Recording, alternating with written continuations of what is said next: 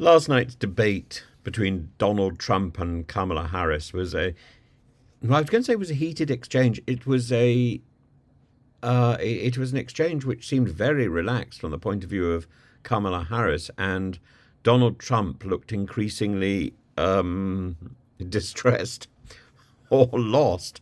There was the starting point where she said that if you went to one of Donald Trump's rallies, you'd see the people leaving early.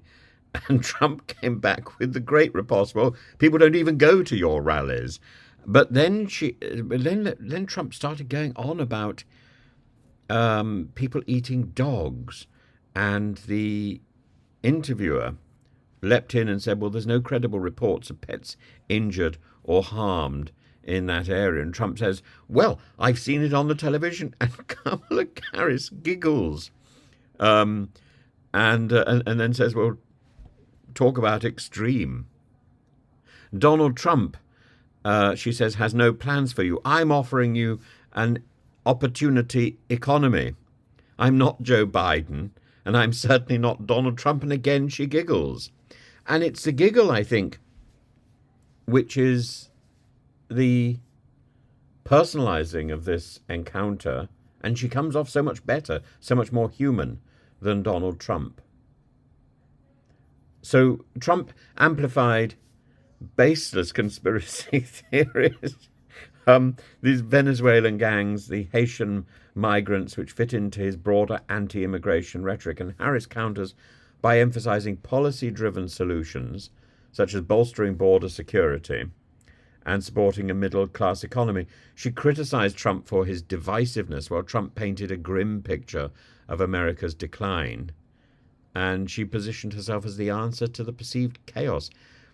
This exchange exemplifies Trump's strategy of leveraging fear of immigrants, as seen in his and JD Vance's recent comments about Haitian and Venezuelan immigrants. Despite local officials debunking the claims, Trump and Vance have persisted with their inflammatory rhetoric, and Harris, in contrast, has focused on unity and practical policy initiatives, making a clear distinction between her vision and Trump's fear-mongering. And this highlights the stark contrasts that voters are going to be facing. You saw in Aurora, Colorado, a group of very tough young thugs from Venezuela taking over big areas, including buildings. They're taking over buildings. They're big rifles. There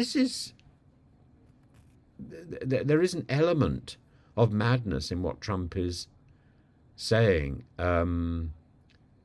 trying to, all he's doing is responding to polls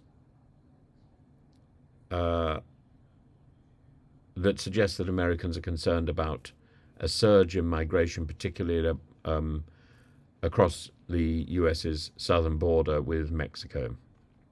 But that surge has slowed significantly. But it hasn't stopped the rhetoric of Trump. Do you know what's confirmed? That a child was murdered by a Haitian migrant who has no right to be here. That local health services have been overwhelmed. That communicable diseases like TB and HIV have been on the rise. That local schools have struggled to keep up with newcomers who don't know English. I think that's Vance, actually. I mean, it's as I say, there's an element of madness in both Vance and Trump's rhetoric. Vance doubled down. He said, my office has received many inquiries from actual residents of Springfield who said their neighbours' pets or local wildlife were abducted by Haitian migrants. It's possible, of course, that all these rumours will turn out to be false. Well, indeed, and then Trump repeats them last night in the debate. Trump is now being puppeteered by Mr. Vance. That's not a good look, is it?